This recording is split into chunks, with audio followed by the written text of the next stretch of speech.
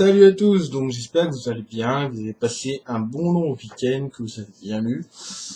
Donc une chronique que je voulais pas faire parce qu'il n'y avait pas grand-chose à dire sur ce livre, mais bon, je vais la faire quand même.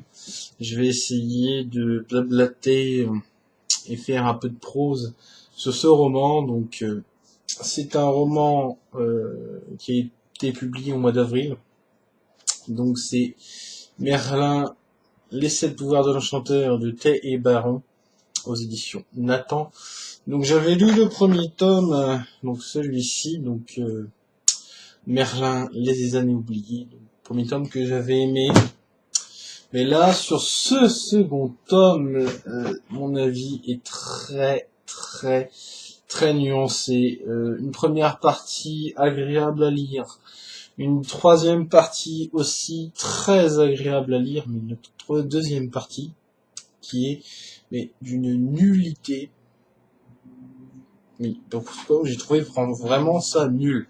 Alors c'est la première fois de tous les livres que j'ai lus de ma vie où je me suis fait autant chier.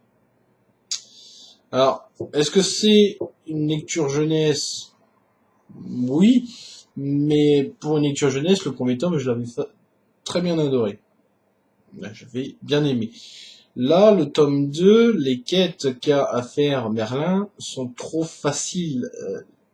Il résout ses quêtes trop facilement.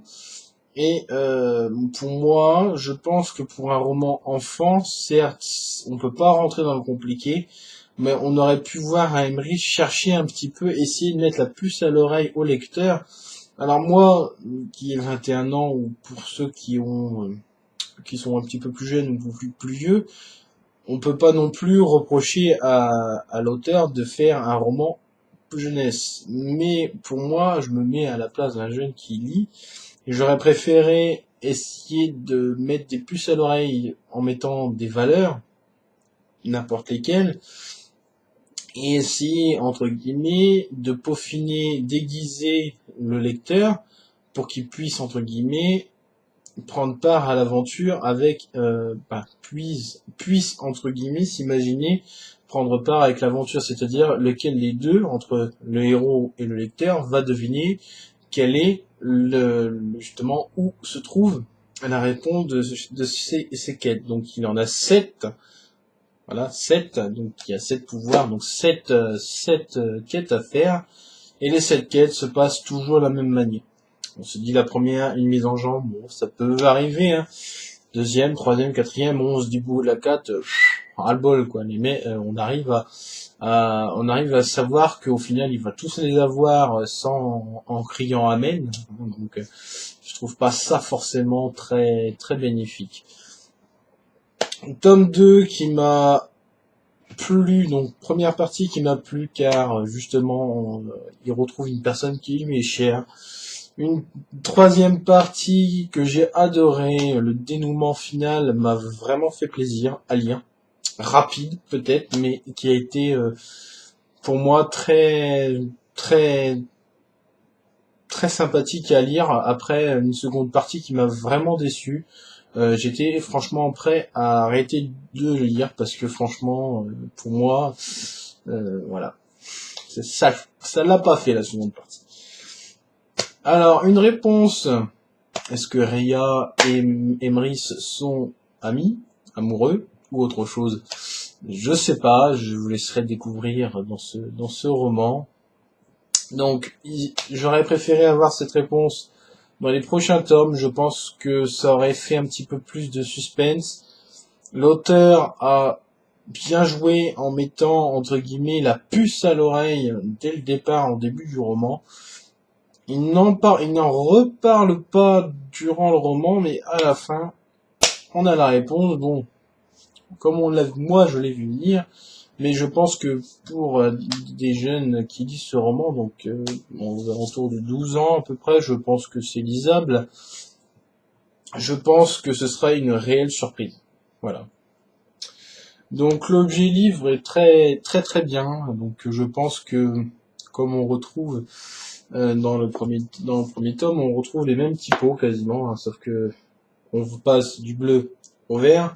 On passe du bâton à l'épée et vraiment, en fait, on sait que dans le premier tome, il y avait ce bâton.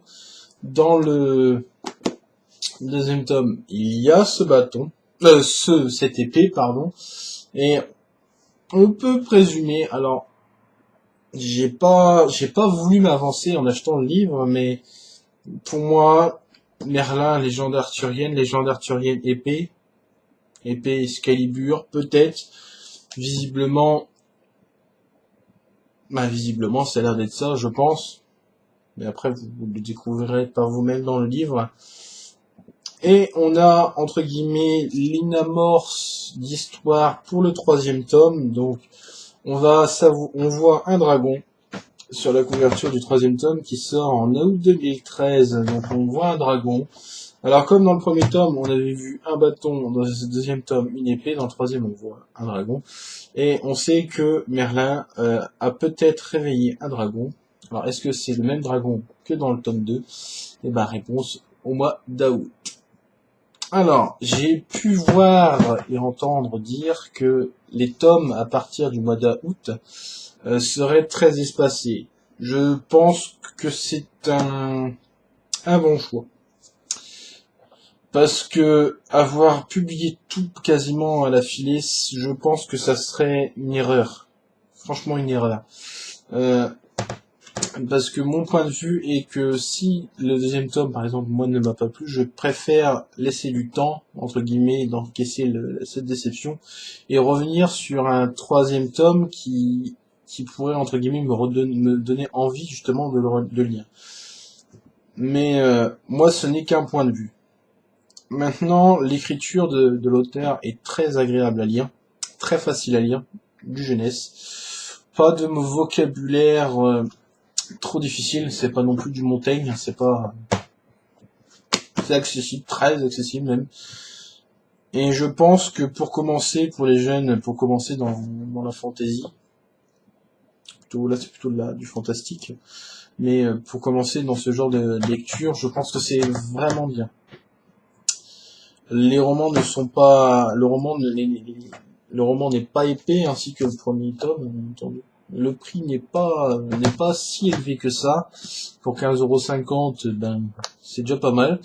Le papier de qualité, la couverture est de qualité. Voilà, les éditions Nathan, je trouve, ont assez bien géré pour les couvertures. Malgré que ça ressemble vraiment aux éditions en VO. Mais bon, ça encore, je préfère qu'ils ressemblent à la VO que ressembler à rien du tout. Donc voilà. Donc voilà, donc j'avais des questions qui étaient à la fin du second tome, des questions, je m'avais posé des réponses peut-être, et au final, ben, je me suis trompé sur toute la ligne. Mais au moins, on sait ce qui se passe. Donc voilà, donc troisième tome qui risque de promettre, je pense qu'il y aura un petit peu plus d'action quand même. Là, il y en a pas vraiment. Il n'y a pas d'action nette entre guillemets. Il n'y a pas de combat comme dans la fin du premier. Il y avait un petit peu de combat. C'était assez intéressant quand même. Là, second tome, je passe pas grand chose. C'est plutôt du suspense à savoir s'il va réussir ses quêtes au péril de la vie de quelqu'un qui lui est proche. Voilà. Donc on retrouve les mêmes personnages que le tome 1. Et voilà, donc vraiment là on a de quoi faire. Donc je sais que parmi la blogosphère, il n'a pas forcément fait l'unanimité, et pour moi aussi d'ailleurs. Donc vraiment là, je pense que le deuxième tome a perdu, je pense, des adeptes. Moi, personnellement, je lirai le tome 3 parce que bon, je reste pas sur un échec. C'est pas parce que j'ai pas aimé le tome 2 que je n'aimerai pas la suite. Donc comme c'est une série de 12 tomes à 15 €, ça va, ça reste abordable. Contrairement à des tomes comme l'épée de vérité de Terry Goodkind où chaque tome est à 25 €. Je pense que voilà quoi. 15,50 €, c'est très agréable. Donc voilà. Donc pour ceux qui n'ont pas regardé ma vidéo précédente, donc je vais vous montrer mes lectures en cours. Donc je lis Time Raiders, le tome 1 d'Alex Caro aux éditions Nathan.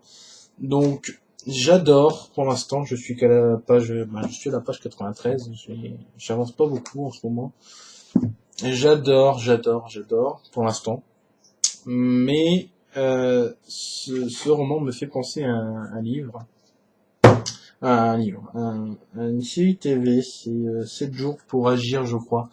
Le mec revient dans le temps, dans le temps, pour changer le cours de l'histoire. Bon, ça, c'est pas vraiment le but parce eux ne veulent pas changer le cours de l'histoire. Justement, ils veulent pas qu'il soit modifié. Et ça m'a vraiment fait penser à ça et j'adore. Franchement, lecture très sympathique pour l'instant. Voilà. Alors, une lecture beaucoup moins sympathique au vu de la grosseur du livre. Donc, c'est Dostoïevski, un roman de Dostoïevski, L'Idiot, aux éditions Livre de Poche. Donc, il fait 900...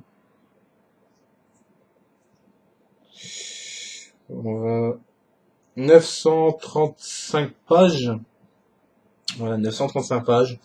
C'est un gros pavé. Et j'en suis qu'à la page 73. Donc je n'avancerai, je pense pas le terminer ce mois-ci, parce que déjà que j'ai mis plus d'un mois pour le lire. Donc, facile un mois. Là, je pense que le mois sera bien atteint. Le mois de juin sera bien atteint quand je l'aurai fini. Mais c'est vrai que j'avance vraiment bien. Voilà. Donc sur ce, je vous souhaite une bonne fin de journée, une belle semaine livresque, et à bientôt.